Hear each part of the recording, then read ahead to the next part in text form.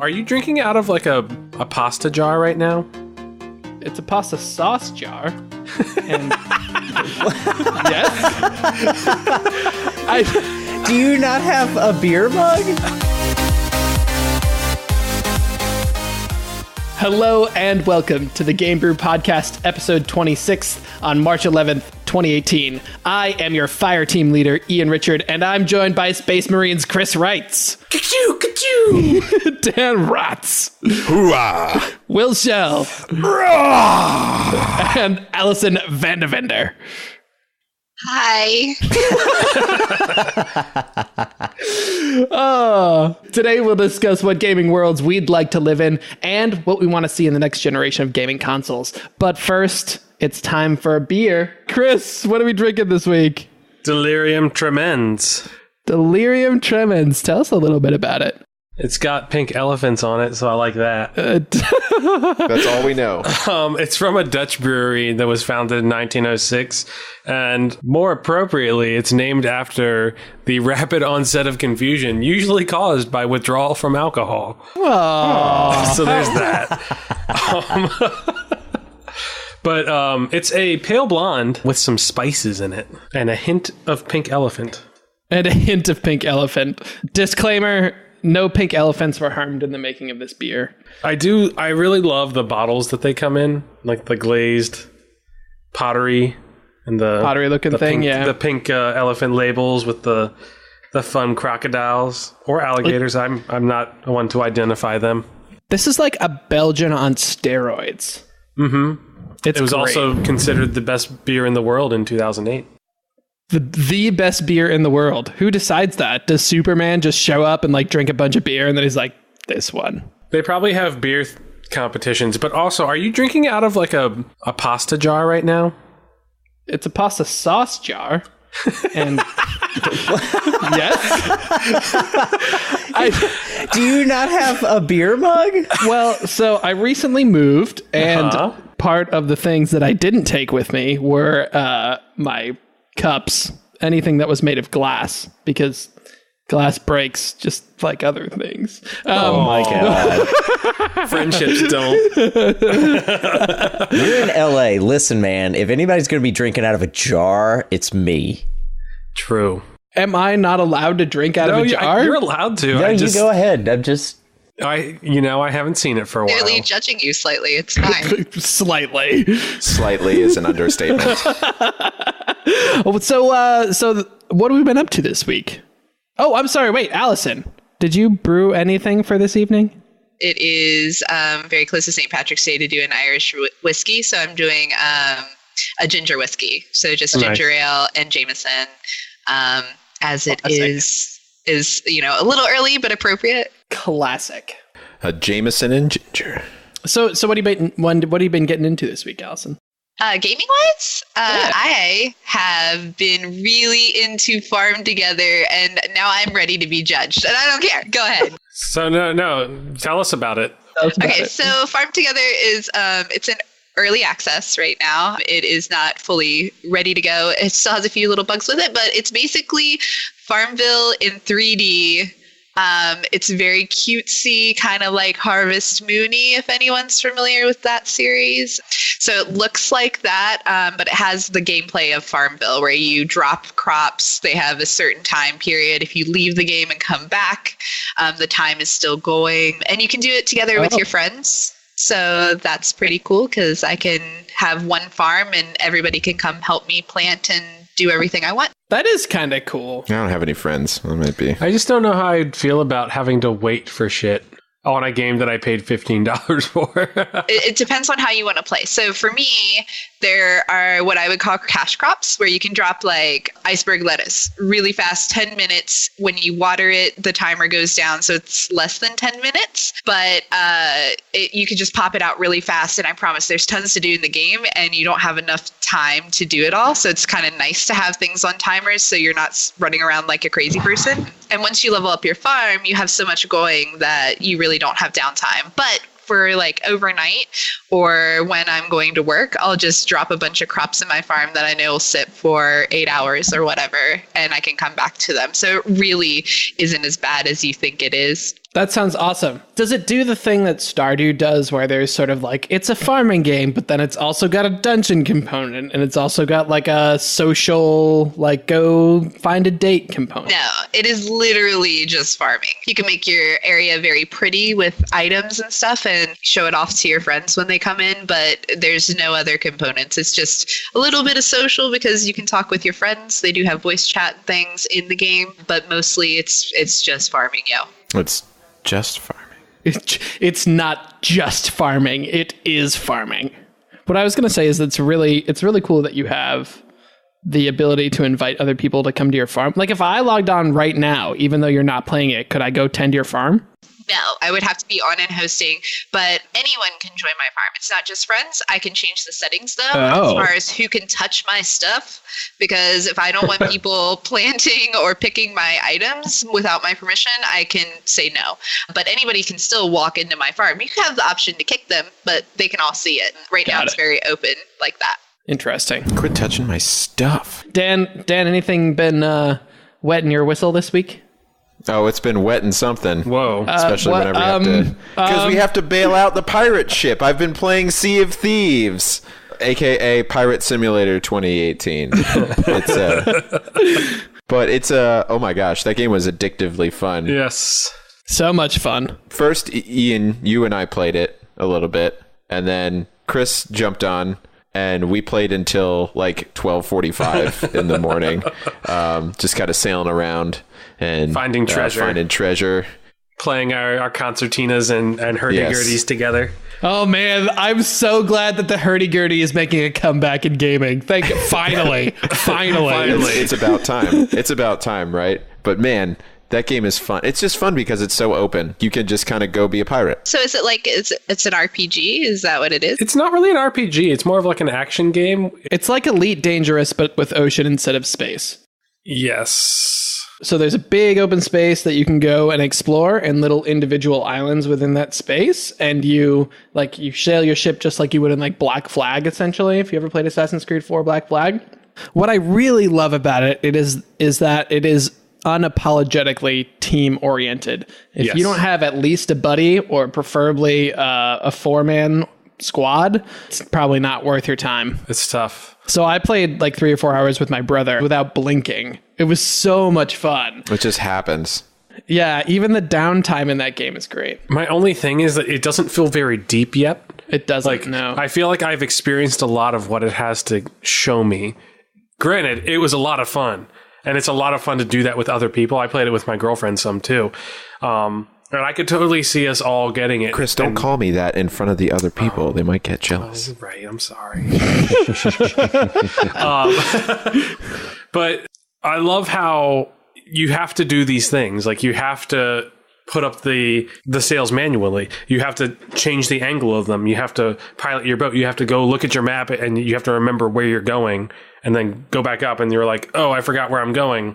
Go back down to look at the map. You have to do that. You can't just bring up a map in front of you. Yeah, even digging up treasure, it's not like you stick your shovel in and the treasure's there. You have to like stand there and go, okay. This looks like where it should be. Yeah, there is a really nice feeling when you look at the map and you're like, it should be right under my foot. And then you like do the shovel and it makes this like dunk sound. You're like, yeah, what's up? Treasure. I got me some treasure. So it sounds like this game is a definite like must buy when it comes out. If you have a good group of people to play it with, for sure. I'm a little worried about longevity with this game. Like Chris said, I don't know that they're going to have enough individual activities to make that $60 price tag seem worth it to everybody.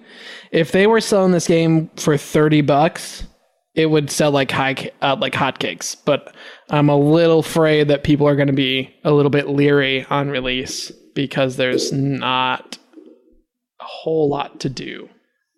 Will, what have you been up to, man? I've been playing some Gears of War 4. So I got this for Christmas 2 Christmases ago. It's just been sitting on my shelf with my backlog. I'm really bad about my backlog. Join the club. Like 5 minutes ago, as soon as we started recording, I finally pulled the trigger after all that conversation before the show and bought Hellblade and State of Decay 2. So I just added to my backlog. You mean State of Decay 1? Sorry, State of Decay 1, yes. State of Decay also. State of Decay 1. Yeah. Oh, I see. As well. State of Decay as well. Yes. But finally decided just to crack open Gears 4, and man, I didn't think they could improve upon that formula at all. I was a big fan of the original 3 Gears, and damn if they didn't. The story is nonstop. There's no downtime. You are constantly engaged with something to do. There's constantly something exciting going on. And there's some new game elements, like you can build defenses with a little, I'll call it an item generator because I can't remember what it's actually called, but it's a little box you can essentially buy or create stuff from.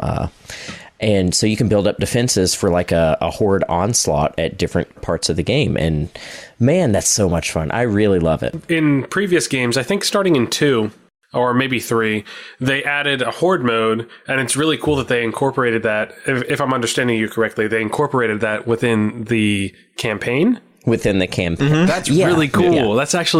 That's really cool. I like that. Yeah, so there's some components where there's just tons of shit coming at you and you got to fortify some stuff up. That's cool. I like that. Yeah, I have always tried to like Gears games, and I played through the first 2 and they were fine, but I have not been able to invest in it as a series like I have in other series. For some reason, they just, I don't know. It's a good buddy game.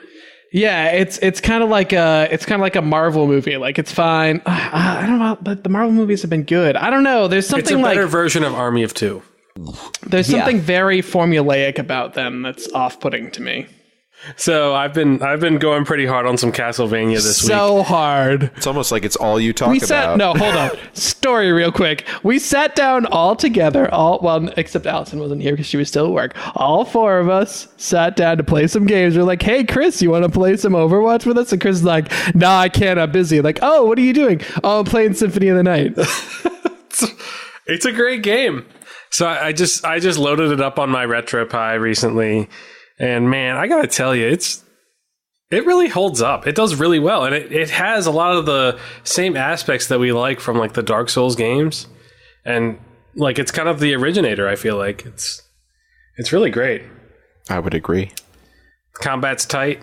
I think it's the first game that had the RPG elements for Castlevania. Would you refer to it as the Methuselah of the Metroidvania genre?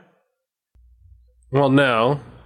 You're saying I'm not talking about Metroidvania. I mean, obviously it's a good Metroidvania game, but I think what I like about it better than Super Metroid is the fact that you can level up and you can get different items that have different attack values and stuff. So that's kind of what makes me think more of like a Dark Souls type game. Oh, that's interesting. I stopped playing Castlevania games at Castlevania 3. So yeah. You should try Symphony of the Night sometime. I will check it out. All right, so in anticipation of the release of Ready Player One, which, if you hadn't heard of it, please get out from the under the rock that you're living under. We're going to have a quick chat about the gaming worlds that we'd like to live in. So are you a person who prefers the busy expanses of WoW, or would you rather float along in the peaceful seas of Abzu? What about it, friends? Where do we want to live in a video game? I think it'd be really pleasant to live in the world of Animal Crossing. Really? That is a great idea. It's freaking adorable. No, yeah. All your buddies are other animals. It'd be a little weird trying to build a relationship. Yeah. But otherwise, it'd be very pleasant because, I mean, all you have to do is pick fruit and dig some holes. Your only problem is paying back your house, which you can do by selling all those fruits. And you can just buy furniture and arrange it and maybe go fishing. Could you elaborate on finding a significant other in Animal Crossing? I don't know if I really want to. I don't know if we should really elaborate on that. Wait, I don't understand why it's a problem. Anyways, in summary, I think it'd be a very pleasant place to live. In self-defense, I haven't really played too much Animal Crossing, so I'm not sure what the issue is here. Everybody is animals. That is somewhat problematic. Okay. All right. Animal Crossing. Other than that, quite pleasant.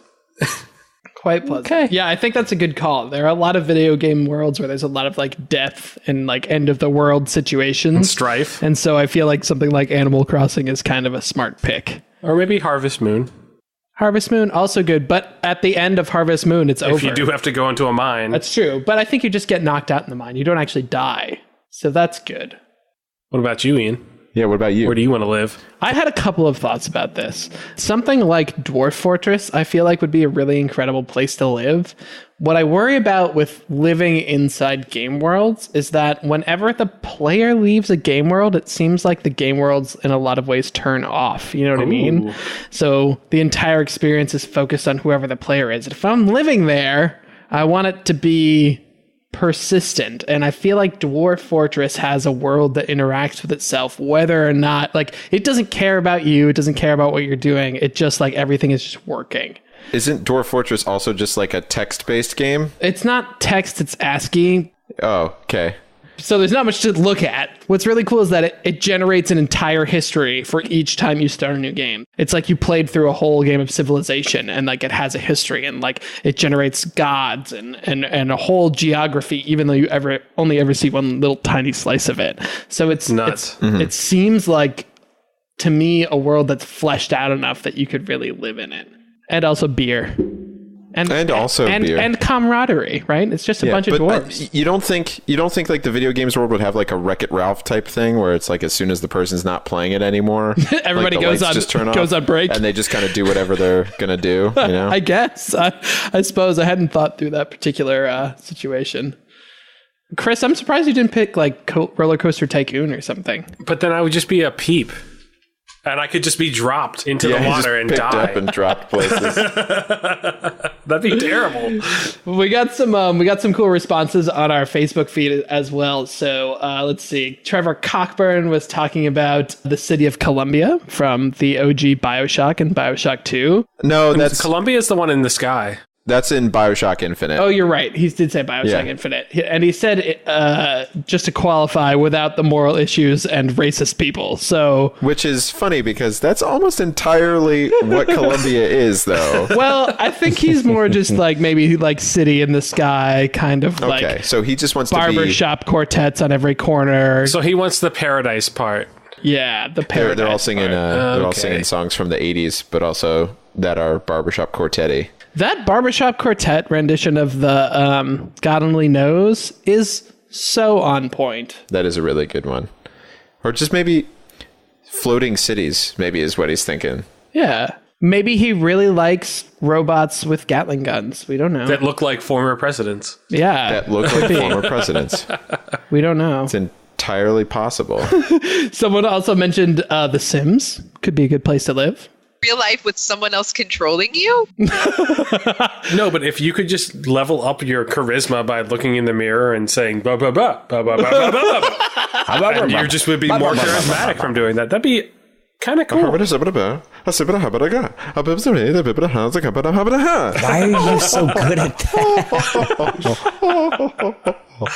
No, that'd be cool. I disagree. I don't want to get locked in my bathroom and pee myself to death. Oh, that would not be cool. Because that is what would happen. Well, I mean, that's what I did to all my Sims. I mean, so that's like being a child, though. You got locked in the bathroom and peed yourself to death alone as a child? Just like you just need all this help to do all these things. But like getting better at stuff is really simple because you're so terrible at it already. Yeah, I mean, I guess that makes sense. That's true. One of the worlds that I thought was also really interesting was the world of Overwatch. Blizzard has done a really incredible job of world building around something that doesn't even have a world in it at all. All the maps in the game are self-contained, but the history and the lore and the backstory of the characters really add up to something that's entirely bigger than its whole and something where I think I'd like to live. But as a generic person playing that game, you would have no idea that all that is there. I mean, sure, yeah, but it's there. If you look for it. That's true. You do have to go looking for that to find it. But man, once you know that's there, the character depth and the lengths that Blizzard is going through to make this an engrossing experience outside of playing the game is incredible. I'm dying to read the comic books for that and to get some of that backstory and to just dive deeper into that lore. And sidebar, I'm dating again, and my new girlfriend doesn't know that I read comic books. Nerd. So we'll see how that goes if she listens to this episode. It's gonna be fine. It's gonna be fine. It's gonna be totally fine. It's gonna be great. Listen, if she doesn't support you, she's not worth it. Yeah, I know. But just incredible job that Blizzard's doing with that. And that is a world, I'm glad you brought that up, Ian, that I am so interested in learning more and more and more about. I could totally live there. It's interesting, but I don't know if I'd want to. I mean, the world of Overwatch just went through a huge cataclysmic event. They did. And it's just recently rebuilding. But also, as just a normal person, again, yeah, you wouldn't notice, you wouldn't see any of that stuff. You would just be living in a city. Like, the places are places. What really gets me about the lore is that there's an incredible sense of hope, even though even the heroes in that game are kind of flawed and lost in a way, right? Like, Overwatch was supposed to be the thing that would protect humanity and make people safe, and it ended up being an institution that was flawed and broken, and eventually that collapsed. But there's still a sense within all the individual characters of hope and rightness, and I don't know, there's something about that like vibe that I just like, I don't know, I want to live there. Also, Blizzard World.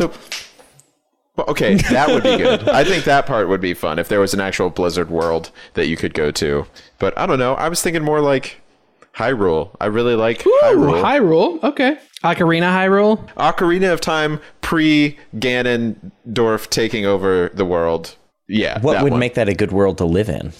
I just think it would be cool. There's the Hylians and the Zoras and the Gorons, and everything is in its own little, like, biome, you know? It seems like the Hyrule is, like, very segregated, which is kind of interesting. But they don't dislike each other. Yeah, they don't hate each other. Also, just, you know, kind of hanging out in town, talk to the happy mask salesman. He's kind of creepy. Or like just standing there watching this kid in a green tunic run around, listening to the same song over and over again. Idiot. Bing, bing, bing, da bing, bing, da bing, bing, bing, bing, da bing, bing, bing, bing. All right.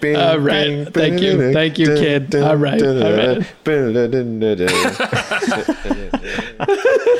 Let's see. What else do we have on the Facebook feed? Chris, this is one for you. The first person to comment about game worlds to live in, whose name I am going to butcher, and I'm so sorry. Vasilios Ephemiadis? That's my friend Vasilios. You can call him V. V. Yeah, he goes by V. So V commented, The Witcher. So I saw this, and I understand what he's saying. He said, I wouldn't care if a griffin killed me. It would be worth it to see one. I'd totally care if a griffin killed me. Wise words. Wise words. I don't think I would want to live in that world because of all the awful things that happen in it. Especially in Witcher 3. It's a place like you spend a lot of time in the middle ground between two armies, and you're in the midst of a huge war, and like everyone's taking advantage of everyone else all the time. I don't think I would want to live there, especially because I would not be a Witcher, I don't think, because I probably wouldn't get past the Trial of the Grasses. Like, I would just be a peasant, and it would just be awful. That sounds so hard. The Trial of the Grasses. The Bermuda part's fucking difficult, man. Oh my God. Jesus Christ. Just wait until the crabgrass section. My God. Shit's rough. It was funny. Oh, man. You know, can I just say, I think I have the best answer for the world that I would want to live in? Sure, please. Okay. CSGO. No, absolutely not. I would really enjoy living in the world of Mass Effect because, oh my God, find me a human being that's not interested in exploration and going out into space and meeting alien life forms and space piracy and doing the Kessel Run in 12 parsecs. That's a different thing. I think you're kind of Star Wars. That's different. Let's not get ahead of ourselves. If I lived in that world, I would be meeting species constantly. I don't know if I would be a good guy or bad guy, but I would carry a gun and be shooting stuff because it's such a Wild West environment, and we don't have that on Earth anymore, thankfully. But I'm not saying it wouldn't be cool if we lived in a Wild West environment. Well, is it really a Wild West environment? I'm pretty sure there were pretty many stable governments in most of those areas. In Mass Effect Andromeda, I would say Will is correct. 1, 2, and 3, humanity is kind of just discovering that everybody else already has their shit together. so it's a little bit different. But imagine the excitement of that. Yeah, for sure. To live at a time when you're new in this intergalactic organization and there's all this new stuff and you're like, everything's just new and exciting. My whole thing, though, is like, would you be that would you be a Spectre? Or would you just be Joe Schmo in this world? I would want to be me, and if I turned out to be a badass, great. If I turned out to be, I feel like Will's right. I think you'd just be a normal guy. Yeah, but like even being a normal guy in Mass Effect is pretty cool. yeah. Would it be cool to you in that world? Probably not.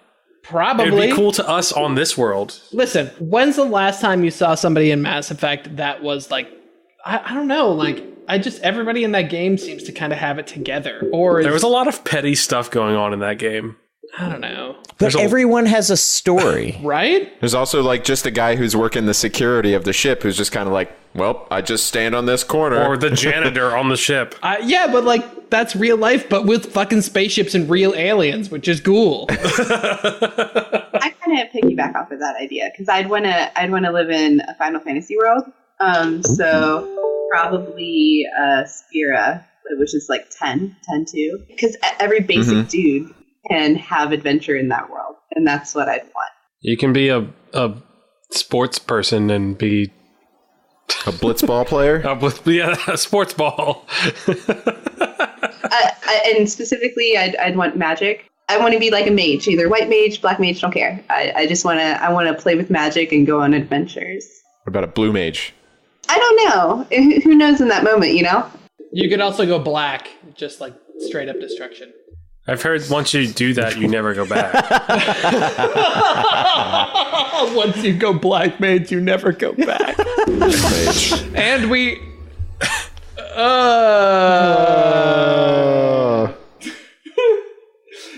Okay, so, and also, let's see, Craig McHenry mentioned that he wants to live in the world of FIFA, where he's talented at sports without actually needing experience. Wouldn't we all? That's brilliant. That's brilliant. Yeah, it's a good good old Craig. My sister-in-law did say that she would like to live in Stardew Valley, but I think she just wants to be on her farm that she made in Stardew Valley. And not actually have to work. It seems like a lot of work in Stardew Valley.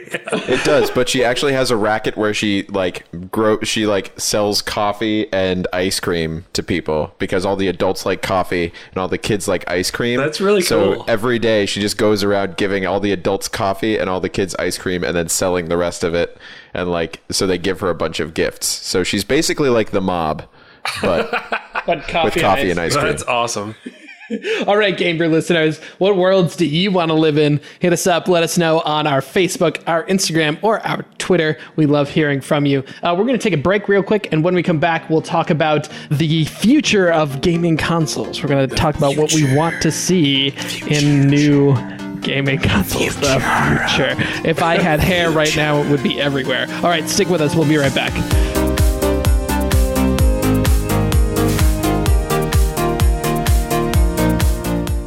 Welcome back to the second half of the Game Brew podcast, episode 26. So we at the Game Brew are imagining a better future. A future where games are free to travel from one console to another. A future where control schemes are innovative. A future where one gamer's VR kit runs on another gamer's rig. Today, we are talking about the next generation of consoles and what we want to see in them. But first... how's the beer? Tasty. I don't want to talk about the beer. Can we just move on to the next topic before we... No. I just hate Ian so much. It's a great beer. No, the beer is really good. The beer is very good. It's a very good beer. It's really delicious. I'm drinking it too fast and getting very drunk. It is 8.5% alcohol by volume. Originally, it was 9%. It lives up to the name with the delirium. For sure. I'm digging it. I think I have less. I think Bradley came and drank some. If you like a yeasty beer, This beer is your beer. When's the last time anyone on the planet used the phrase, I'm craving a yeasty beer tonight? I do need a yeasty beer. Nothing Really has not ever anyone- been defined as yeasty and that been a pleasant Yeasty thought. beer. Pleasant yeasty beer. I don't know. Some breads are quite yeasty. This bread's really yeasty. I don't know. I'm thinking about dating apps and just describing myself as yeasty and seeing what happens. Oh, don't do that. Don't do that. Yeasty and that there's room to grow. That's right. Oh, God. That was so corny. That was the... Allison, how's the Jameson treating you? Wonderful. Wonderful. I don't know. Jameson's like that middle of the road whiskey to me. Like it's my middle ground. It's not amazing and it's not like awful. It's a good solid whiskey. So when you're like going to drop some money on whiskey, what do you get? I don't know. I don't drop money on alcohol anymore. Like let's get real. I am an adult-like person, sort of, sometimes. So when you're an adult-like person, that's the time to drop Yeah, that's money where on I spend the alcohol. most money, is the alcohol. The time I spent the most money on alcohol was when Will lived here. I don't know how I should take that. I spent money on alcohol when I lived in Harrisonburg, but it was all cheap alcohol. Oh, man. All right, let's talk about the next generation of gaming consoles, friends. What do we want? What do we want to see? What are we not getting right Consoles, now? the that we next need? generation, starring next Patrick gen- Stewart. Yes. We want Patrick Stewart. I would like to see this trend of backwards compatibility continuing. So it's not really a trend. Xbox One has been doing it. Sony has not. Like they've completely cut off PS3 from PS4. The way PlayStation's going with it, and correct me if I'm wrong, is they're making you basically repurchase them as downloads when they feel like re-releasing them. Right, but that's not really like backwards compatibility is using the discs that you already have in something new. Yeah. Well, with that in mind, I would like to see that continuing because sometimes it's fun to go back. Like before I played Gears 4, I ran through the old Gears games a little bit and just to freshen up and I think there's inherent value in being able to do that. I think the use of the word value is really telling in how manufacturers and console makers think about backwards compatibility. That is to say, they're thinking about the Benjamins and they don't give a shit. Nintendo don't give a fuck. The new backwards compatibility has been releasing an HD version of it. Exactly. Yeah. Which you have to pay again for. Well, Yeah, and that's re-releasing. But that's something Slight that we stuff. want to see, right? All of us would love backwards compatibility. Yeah. Would love it. Sure. And it's been great that Xbox has kind of embraced that a little more. Yeah. I have fears that it won't happen because it's such a cash cow. I mean, you buy 15, 20-year-old games for $20. They're making tons of money off this for people who are willing to repurchase. But I do hope that Xbox continues their trend of, even if it's a slow release of, hey, this is on the backwards compatibility list. I've actually heard rumors that Sony is going to release a backwards compatible PS5. Really? That's why I brought it up. Yeah. Well, is that going to be backwards compatible to PS4 games, Yes. or is it going to be backwards compatible to everything? Probably PS4. Well, then, okay, Dude, the how future. badass would it be if PS5 came out and you could pop in a copy of fucking Monster Hunter and just like go ham? That would be awesome. That would be sweet. No, not Monster Hunter, Monster Rancher. Did you guys ever play Monster Rancher? Yeah, I watched the cartoon too.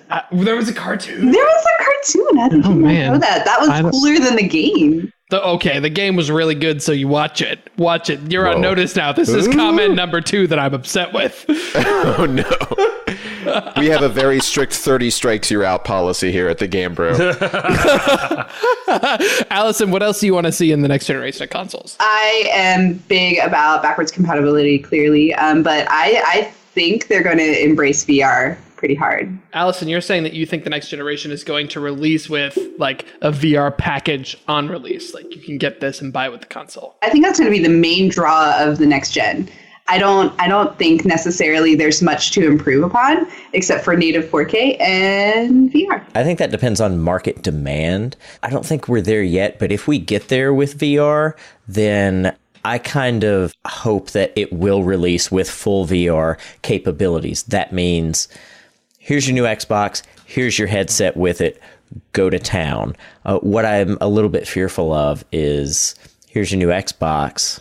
Hey, for an additional $200, you can get this definitely thing. That'll definitely be how it is. See, I would rather it be an extra $200 to get that VR stuff? Because there's going to be people that don't want that. And like that's the same thing that happened with the Kinect with the Xbox One. Well, that's a good point. So there is an inherent advantage to separation. Yeah, that's why they took that out. Yeah. I think what do they do then? What's going to be the reason you buy the next gen console if it's not because of VR? What tech is out there that makes Bigger, you better, faster, like anything else? No, I agree with Allison. I think there always has to be like something that you couldn't necessarily like.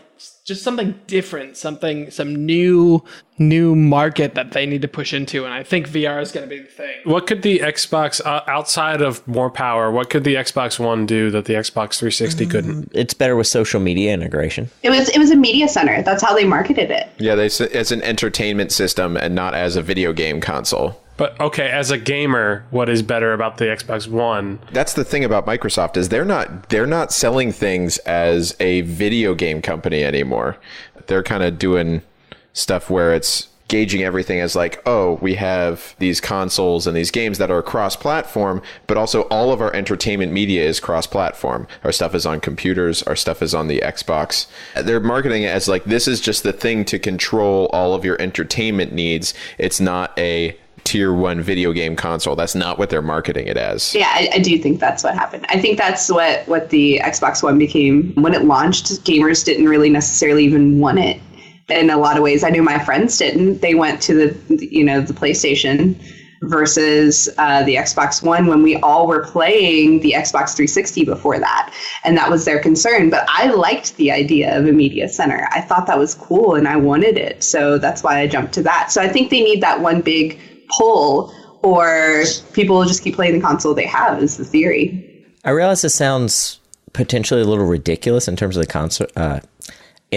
the console market, but with them doing sub-releases, if you will, like the Xbox One S and the PS4 Pro, before a whole entire new console and platform comes out, what do you guys think about attachments to your current console, like with external GPUs that you can currently get for laptops? And those aren't the most efficient things as compared to an internal one.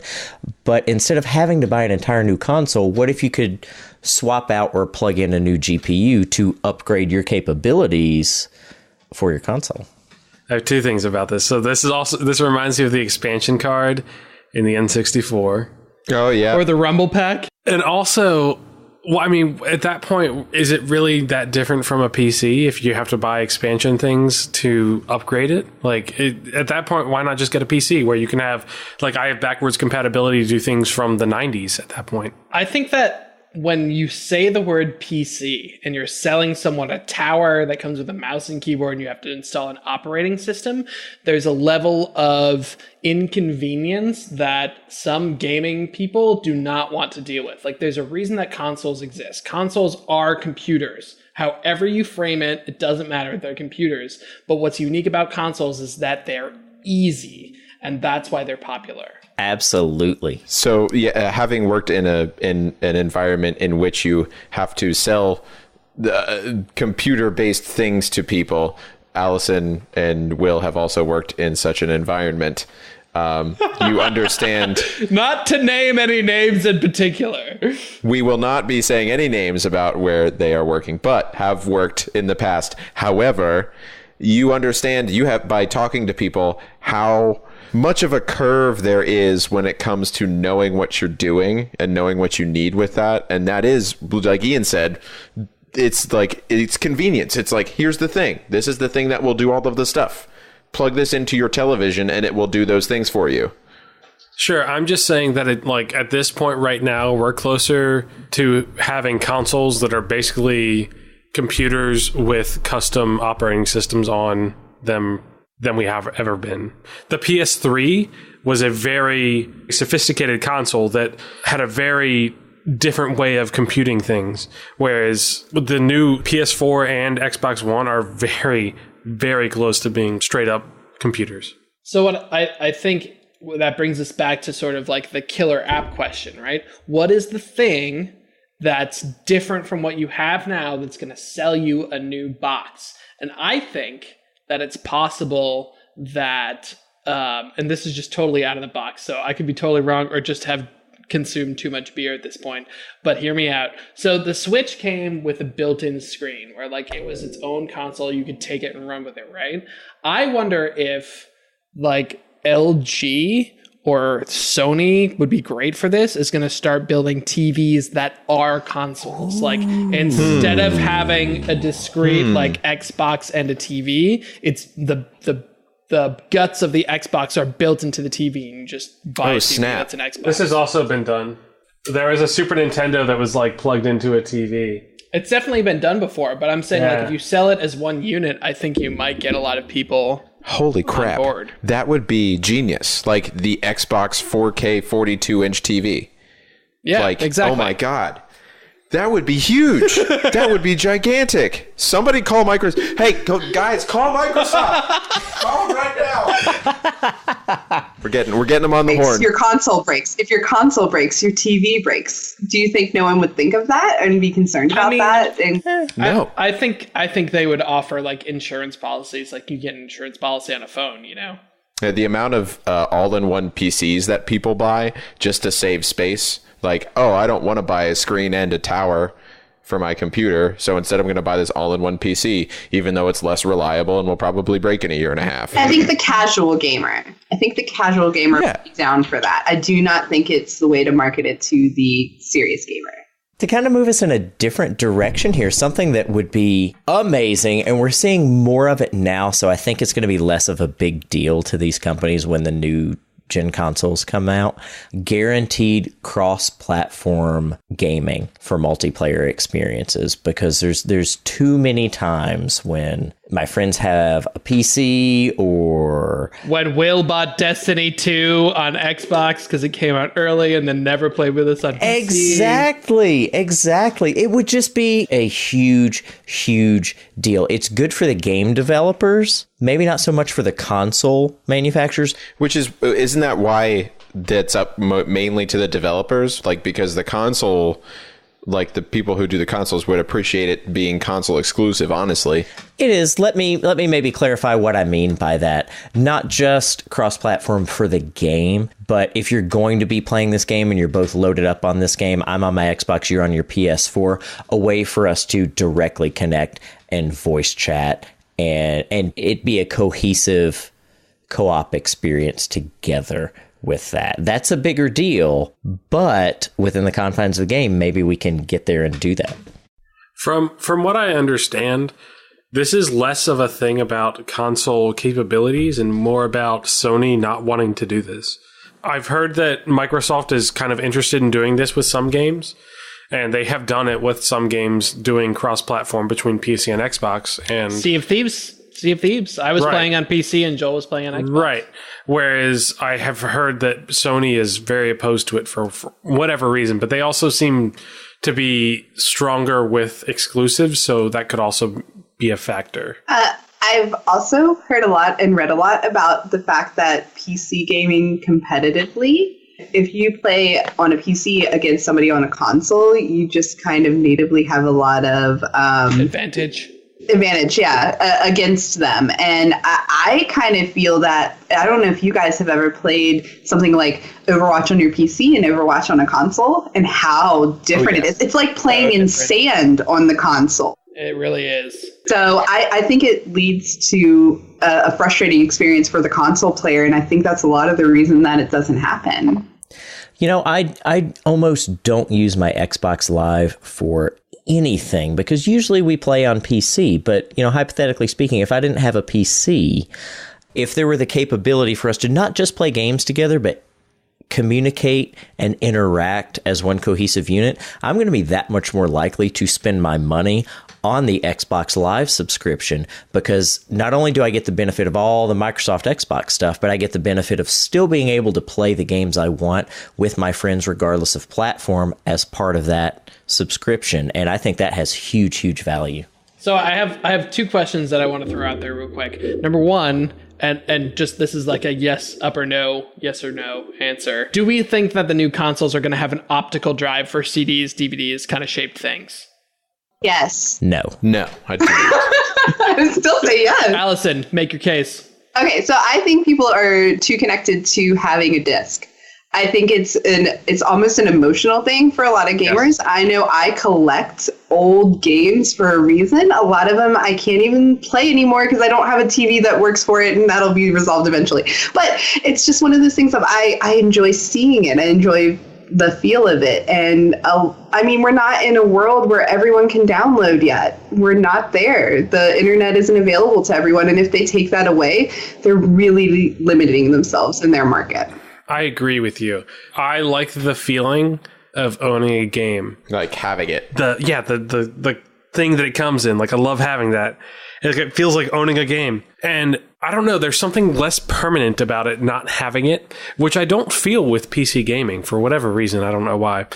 But I feel that Allison's right. I think that disk drives haven't gone that way yet. Also because, I mean, especially Xbox was trying to be a home theater center. And like, you can't get rid of DVDs or Blu-rays yet. I think that we're not going to have discs anymore. I think the spinny, scratchable bullshit is going to go away, and that we're going to go back to cartridges a la the 64 that you like plug in one time and you have a physical cartridge, and then if you want it USBs and you want it as well something that's like a solid state drive that you plug in somehow and that you keep. I think disk drives are going to go away. So I have a question for you guys. Yes, Dan. Kind of changing gears a little bit, but before we talked about cross-platform play and like online play, one of the things that kind of bothered me back in the day with the Xbox 360 and still kind of like irks me a little bit is like the subscription online service stuff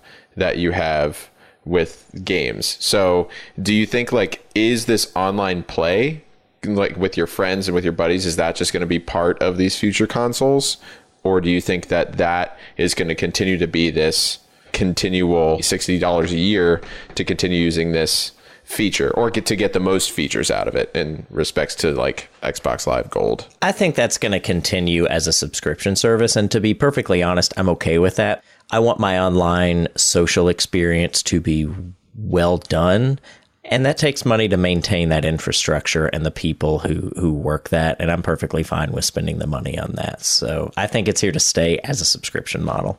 Here. I second that because they're all about the renewable money, right? So that's something that they're guaranteed to have. And we get that money back in experience. Back when Xbox Live was pay, PlayStation was not. I remember how much more solid the Xbox Live experience was when it first launched versus the PlayStation Network experience. And I'm willing to pay to make sure it's going to work for me. I think the big thing, though, is the fact that they're giving out games every month. Yeah. If they didn't do that, I would say no. I mean, I see the communities on PC and they don't have any of these issues, but they don't also have to pay extra outside of the internet connection. One of the other things that I was thinking about in terms of new consoles was controller schemes. So for a long time, essentially ever since the generation of the dual joystick controller, we basically had updates of the dual joystick controller, and that's been the controller. The Xbox One controller is perfect. Yeah. It is. It's really good. You can say that, but also there is something to being able to hold a Joy-Con in each hand and interact with the world in a more dynamic way. So my question is, experience. That's what I'm saying. So my question is, do you think that controller schemes are going to stay largely similar? Do you think that there will be a rollout of like keyboard and mouse designs for consoles? Like, is there a market for a change in controller schemes for consoles? I mean, I think they had it right with the original Xbox controller, the Duke, that giant thing, the fat one, the big old fat boy that you would hold on to. But that was like, it was big, but you still hold on to it, and it was like, it was solid, and you had your thumbs in the right places for everything. I think that largely depends on how far and whether or not VR takes off and is integrated into the next console experience. If VR is there, then that's going to necessitate a new controller scheme for that, I think. But then again, on the other hand, you've got Sony, who hasn't changed their fundamental controller design in, 25 plus years?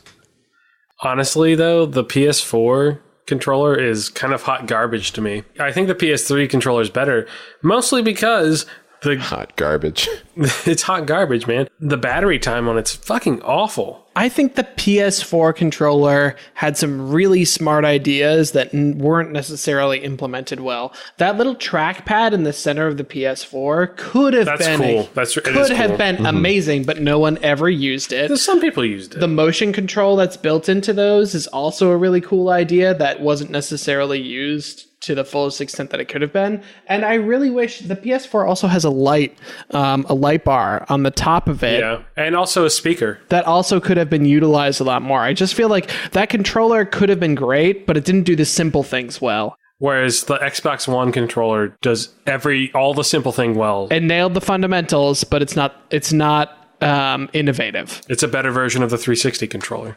Yeah. You don't want something that just does something to do something. And that's kind of the route that I feel like they'll probably take. I would just like to be able to plug in like Neo into the Matrix and play my games that way. Oh, just so like we just stick a cable in the back of your head and you just experience it in your brain? Yeah. I got one more big question, and then we're going to wrap up this conversation. So, is there any possibility that a new player outside of Nintendo, Xbox, and Sony is going to jump into consoles? No. You joke about that, but I don't think it's really going to happen. But I would love to see that. If it's not Sega, I would love to see a new company come in with something that's really good. The problem with that is all the licensing and all the exclusive agreements, and that is such a tough nut to crack. It's just, I don't know that it's possible for anyone who doesn't have deep financial pockets. I definitely agree there. I think back to when I got my Sega Saturn and everyone else got their PlayStation 1. And my dad thought that was going to be the next big thing, was the Sega, and got it for me. And it was beautiful. Like, gaming-wise, visually, nothing really touched it. But it never took off because it didn't have the licensing. It didn't have that cash behind it. It didn't have the things that could keep it going. And I don't see anything right now in the current market being able to capture that. Sonic just wasn't able to bring that console out of the ruts. I wonder if AMD or Nvidia might launch their own gaming console. The Nvidia Shield. At some point. I just there's so much money to be made in gaming, and I feel like by making GPUs that they're not getting everything that they could get. I don't know. Well, AMD is just made a huge thing where they're making it so all the new consoles are going to be FreeSync too. So including Xbox One and Xbox One X. So that's going to be opening up a lot of people and licensing for AMD to sell monitors and TVs. Yeah, I don't think they need to. They've got people tend to gravitate towards Nvidia for some reason, but AMD's got the console market by and large, not on lockdown, but they've got a huge foothold. No, they have it on lockdown. Or lockdown. It's on lockdown, you guys. So it's going to be Nintendo, Sony, Microsoft. The only people that would come in would be Valve. And they tried once, and I could see them trying again, but I don't really care what companies are out there, whether it's the same or new, so long as something's done, whether it's just absurdly powerful hardware or better game development to reduce my console loading times, because oh my Jesus God, Christ. It's 2018. That should not be a thing, man. I'm sorry. It should not. We should either be more creative in the way our game flow happens, or just tone it back, man. It's ridiculous. I don't think a lot of it has to do with game development. That's not the biggest issue. The biggest issue is the hardware. In the current console generation, they're still using 5400 RPM hard drives. That's slow. That's slow on any level. Even if they up them to 7200s, or mostly just move to solid states, that would be a huge upgrade, and it would make it so you would turn your console on and it would be ready to go. Do you think they can afford that, though? I feel like I'm just saying, I feel like a lot of what's a turnoff for people when consoles release is that there is a huge investment that you have to make, and companies struggle with making sure that they can still break even or make a profit and have the hardware that people demand. I think that people would, if you could show a graph showing that people would take, okay, it's going to take you half a minute to load a load of The Witcher, or 5 seconds, I think people would notice, and I think people would care. That's like the whenever Bloodborne came out on the PS4, people were like, oh, this game looks really pretty. The gameplay's really awesome. There's like no load times unless you die, and then the load times are ridiculous. Well, like, how long are the load times for GTA 5? It's nuts. Forever. That's why I don't play that game. Exactly. It's really hard to play. They made the world so big and so many things active at one time that there are no other loading times aside from that one, and which is really good. long. That's good game development. But yeah, but I do not play Grand Theft Auto 5 on console because the loading times are garbage. I can't. I don't have the patience for it. Hot garbage. So since we're talking about the whole conversation here is next gen consoles, other than SSDs, and it's naturally going to be more powerful hardware in terms of GPU and CPU, but is there anything else that they can do to facilitate a lack of or lowering loading times other than SSDs? I don't know that there really is, because the game makers are gonna make that game to push the system as much as they can. that's the big thing. Is going to require some loading times. But I mean, the move from going from 5400 RPM hard drives to SSDs is massive. I think you're right. I think that's really the only thing the console manufacturers can do. I know I'm right. Like, if you were on a hard drive and then you went to a solid state drive, your boot time to go to Windows, it moves from 30 seconds to a minute to less than 50 seconds. About the difference between them catering to the casual gamer and the catering to more people like us, the more serious gamer. And I don't know that they're looking at that, but that's definitely, in my opinion, what I would want personally, but I don't know that they care. If you're booting the Xbox up to run Netflix, you don't give a shit about loading times. Yeah, that's true. True. But I think that's a next generation thing. I think that's why they created like the sleep state for the Xbox, so it can boot immediately versus you actually turning it off into energy save mode. There are so many connectivity issues with like whatever games network on sleep state, though, that like I'm just tired of that. That needs to go away. That was their attempt to make us happy. Yeah.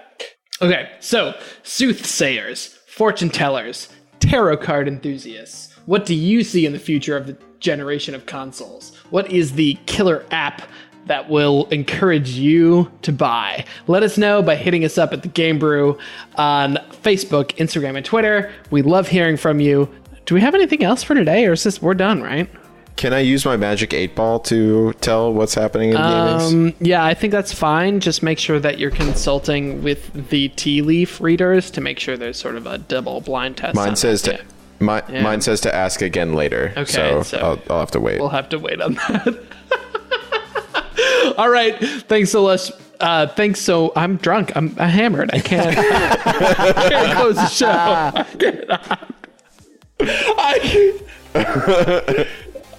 Okay. So Allison, what you need to say is thanks for listening. Say goodbye, everybody.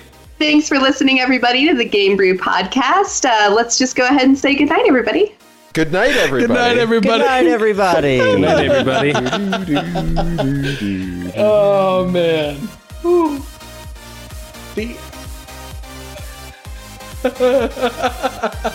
Oh my god, I feel very drunk right now.